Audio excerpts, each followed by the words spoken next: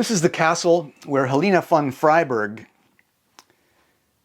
hosted an Anabaptist congregation.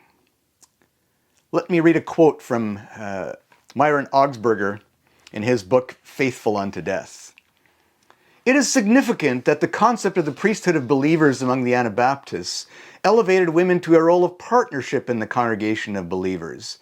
In the state churches, Catholic and Protestant, the attitude toward women was as yet quite medieval and remained so for many years. However, in Anabaptist circles, the women were referred to as sisters and were held in the highest respect.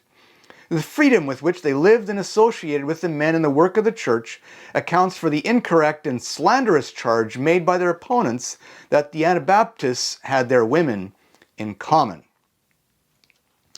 The prominence of women in the life of the church is also attested by their diligence in studying the scripture and their high level of education, as evidenced by the many letters written by women from prison.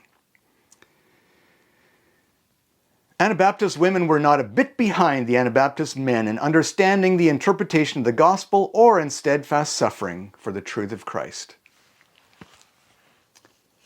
One other woman is Aneken Jans, who was a poet and friend of David Joris, who took her own path of nonviolent resistance, diverging from both David Joris' spiritualism and Munster's violent apocalypticism.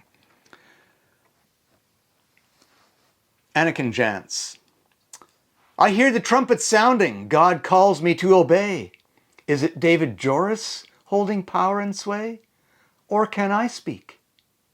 I hear the trumpet sounding, I want to lend my voice. To what lengths must I go to be heard above the noise of wars and men? Thanks for watching and listening. If you are interested in this story, please check out my blog at www.garethbrandt.wordpress.com.